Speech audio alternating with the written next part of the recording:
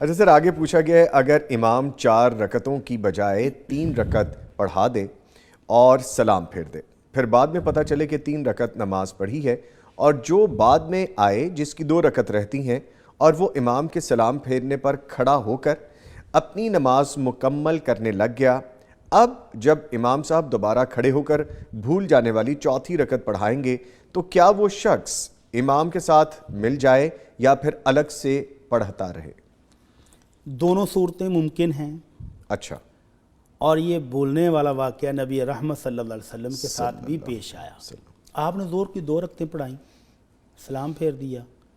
اور پھر آپ تھوڑا سا غصے کی کیفیت میں قبلے کی جانب وہ تنا جس کے ساتھ آپ کھڑے ہو کے خطبہ ارشاد فرماتے تھے اس کے اوپر ایسے بازو رکھ کے آپ کھڑے ہو گئے۔ ایک صحابی وہاں پر جرت کر کے اٹھے، کہتے ہیں ابو بکر صدیق اور عمر فاروق رضی اللہ عنہما بھی موجود تھے، لیکن کسی نے پوچھنے کی جرت نہیں کی۔ تو وہ اٹھ کر پوچھتا اللہ کے نبی کیا آج نماز کم ہو گئی ہے یا آپ بھول گئے ہیں؟ تو آپ نے فرمایا نہ میں بھولا ہوں نہ کم ہوئی ہے۔ کہنے لگے اللہ کے نبی کچھ تو ہوا ہے۔ تو آپ نے پھر صحابہ دیگر سے پوچھا کہ کیا ہوا ہے؟ کہنے لگے اللہ کے نبی آپ نے 2 پر سلام پھیر دیا۔ تو پھر آپ دوبارہ آئے، آپ قبلہ رخ ہوئے اور 2 رکعتیں مزید پڑھی،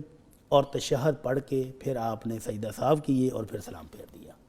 تو اب یہ جو بھائی جس کے ساتھ یہ مسئلہ پیش ہوا ہے، دونوں صورتیں ہیں، اگر امام دوبارہ آ گیا ہے، دوبارہ اس نے نماز شروع کر لی ہے تو یہ بھی اس کے ساتھ شامل ہو جائے اور اس کے ساتھ اپنی نماز مکمل کر لے۔ اور کچھ علماء کرام یہ بھی کہتے ہیں کہ اگر عالم دین جو ہے جس نے امام نے نماز پڑھا دی وہ سمجھ رہا ہے میں نے پوری پڑھا دی ہے اور ابھی باس مباحثہ چل رہا ہے اور یہ اکیلا اپنی پوری کرنے لگ گیا ہے، تو بھی جائز ہے یہ اپنی نماز مکمل کر لے، اور مکمل کرنے کے بعد بھی اگر لوگوں نے امام کو مطمئن کر لیا ہے اور وہ کھڑا ہو گیا تو یہ دوبارہ اس کے ساتھ مل